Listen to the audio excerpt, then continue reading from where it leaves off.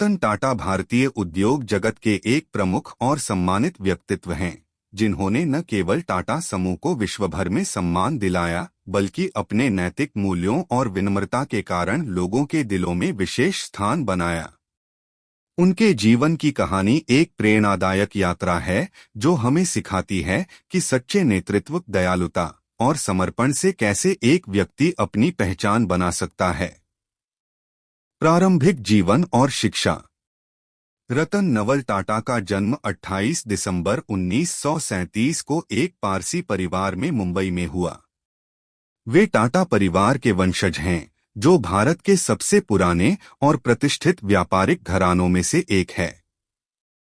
रतन टाटा के दादा जमशेदजी टाटा ने टाटा समूह की स्थापना की थी और इसे भारत के विकास में महत्वपूर्ण योगदान देने वाला बनाया था। रतन टाटा की शिक्षा शुरू में मुंबई के कैथेड्रल और जॉन कॉनन स्कूल में हुई। इसके बाद उन्होंने अमेरिका के कॉर्नेल विश्वविद्यालय से आर्किटेक्चर में डिग्री प्राप्त की। उनके लिए अमेरिका में रहना एक महत्वपूर्ण अनुभव था, जहां उन्होंने न केवल शैक्षणिक शिक्षा पाई, बल्कि वहां के सांस्कृतिक और सामाजिक परिवेश को भी समझा। उन्होंने हार्वर्ड बिजनेस स्कूल से एडवांस मैनेजमेंट प्रोग्राम भी किया। टाटा समूह में प्रवेश। रतन टाटा ने 1962 में टाटा समूह में प्रवेश किया। उन्होंने अपने करियर की शुरुआत टाटा स्टील के शॉप फ्लोर पर एक प्रशिक्षु के रूप में की। यहां उन्होंने शारीरिक श्रम करते हुए कामगारों के साथ काम किया, जो दिखाता है कि उनके लिए कोई काम छोटा या बड़ा नहीं था। यह अनुभव उनके लिए बेहद महत्वपूर्ण था, क्योंकि इससे उन्होंने संगठन के निचले स्तर से लेकर ऊंचे स्तर तक की प्रक्रियाओं को समझा। उनके नेतृत्व में टाटा समूह ने कई महत्वपूर्ण अधिग्रहण किए, जिसमें टेटली, जगुआर लैंड रोवर और कोरस शामिल हैं। इन अधिग्रहणों ने टाटा समूह को वैश्विक मान्यता दिलाई। खासकर जगुआर लैंड रोवर का अधिग्रहण एक साहसिक कदम था, जो उस समय कई लोगों के लिए चौंकाने वाला था, लेकिन रतन टाटा के दूरदर्शी नेतृत्व के कारण यह एक सफल कदम साबित हुआ। टाटा नैनो, आम आदमी का सपना। रतन टाटा की सोच हमेशा आम आदमी की भलाई पर केंद्रित रही। उन्होंने सस्ती कार बनाने का सपना देखा, जो आम भारतीय परिवार की पहुंच में हो। इस सपने को साकार करने के लिए उन्होंने टाटा नैनो को लॉन्च किया, जो दुनिया की सबसे सस्ती कार थी। हालांकि यह व्यावसायिक रूप से उतनी सफल नहीं हुई जितनी अपेक्षा थी, लेकिन इस पहल ने यह साबित किया कि रतन टाटा का दृष्टिकोण केवल मुनाफे पर केंद्रित नहीं था, बल्कि वे समाज के निचले वर्गों की जरूरतों को भी ध्यान में रखते थे। नैतिक नेतृत्व। रतन टाटा का नेतृत्व हमेशा से नैतिकता और ईमानदारी पर आधारित रहा है। टाटा समूह ने कभी भी शॉर्टकट या अनैतिक तरीकों से व्यवसाय नहीं किया, और इसका पूरा श्रेय रतन टाटा को जाता है।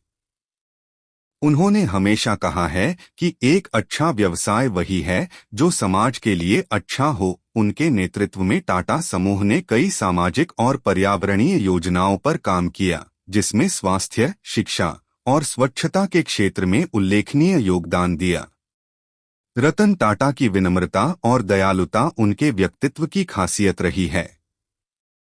वे हमेशा से ही मीडिया की चकाचौंध से दूर रहते थे और सादा जीवन व्यतीत करते थे। इसके बावजूद उन्होंने अपने काम और उदारता से लाखों लोगों के दिलों में जगह बनाई। उनके नेतृत्व में टाटा समूह ने अपने मुनाफे का एक बड़ा हिस्सा सामाजिक कल्याण कार्यों में निवेश किया। सेवानिवृत्ति और वर्तमान योगदान। रतन टाटा ने 2012 में टाटा समूह के अध्यक्ष पद से सेवानिवृत्ति ली, लेकिन इसका मतलब यह नहीं था कि उन्होंने समाज और व्यापार से दूरी बना ली। वे आज भी सक्रिय रूप से विभिन्न सामाजिक और परोपकारी कार्यों में लगे हुए हैं। वे टाटा ट्रस्ट के चेयरमैन के रूप में काम कर रहे हैं, जो भारत में सबसे बड़े परोपकारी संस्थानों में से एक है। इस ट्रस्ट के माध्यम से उन्होंने शिक्षा, स्वास्थ्य और ग्रामीण विकास के क्षेत्रों में उल्लेखनीय काम किया है। उनकी प्रेरणा सिर्फ व्यापारिक सफलता तक सीमित नहीं है। वे एक संवेदनशील और दयालु व्यक्ति हैं जो समाज की बेहतरी के लिए हमेशा तत्पर रहते हैं। उनके जीवन के कई उदाहरण हमें सिखाते हैं कि सच्ची सफलता केवल व्यक्तिगत उन्नति में नहीं बल्कि समाज को बेहतर बनाने में है। व्यक्तिगत जीवन। रतन टाटा के व्यक्तिगत जीवन की बात करें तो वे बेहद निजी व्यक्ति रहे हैं। उन्होंने कभी विवाह नहीं किया और उनका सारा ध्यान अपने काम और परोपकारी गतिविधियों पर केंद्रित रहा। उनकी सादगी और संयम उनके जीवन के हर पहलू में दिखाई देती है। वे एक ऐसे नेता हैं जिनके लिए उनके कर्मचारी परिवार की तरह हैं और उन्होंने हमेशा उनके हितों का ध्यान रखा है। रतन टाटा के जीवन की सबसे बड़ी प्रेरणा उनके खुद के अनुभव हैं। वे खुद को एक आम व्यक्ति मानते हैं जिसने समाज के विभिन्न वर्गों की चुनौतियों को समझा और उन्हें दूर करने के प्रयास किए। वे मानते हैं कि किसी भी संगठन की सफलता उसकी नैतिकता और समाज के प्रति जिम्मेदारी पर निर्भर करती है। पुरस्कार और सम्मान। रतन टाटा को उनके अद्वितीय योगदान के लिए कई राष्ट्रीय और अंतर्राष्ट्रीय पुरस्कारों से नवाजा गया है। उन्हें भारत सरकार द्वारा 2000 में पद्म भूषण और 2008 में पद्म विभूषण से सम्मानित किया गया। ये सम्मान उनके अद्वितीय नेतृत्व और समाज के प्रति उनके समर्पण का प्रमाण है। निष्कर्ष। रतन टाटा की जीवनी हमें यह सिखाती है कि सच्चे नेतृत्व का मतलब केवल व्यापारिक सफलता नहीं है बल्कि समाज के लिए कुछ अच्छा करना भी है।